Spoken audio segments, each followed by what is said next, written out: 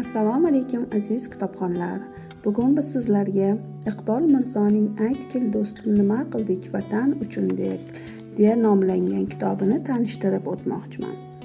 Ushbu to'plamga O'zbekiston xalq shoiri Iqbol Mirzoning vatan, muhabbat, odamiylik mavzusidagi she'rlari jamlandi.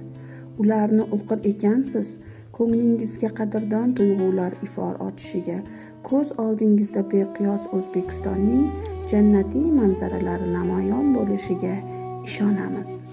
Sevimli shoir bilan navbatdagi uchrashuv muborak bo'lsin aziz kitobxon. Aytgil do'stim, boshing egib ta'zim ayla, shukrona ayt. Seni guldek erkalagan chaman uchun osmonlarda yurgan bo'lsang tuproqqa qayt. Aytgil do'stim nima qildik vatan uchun.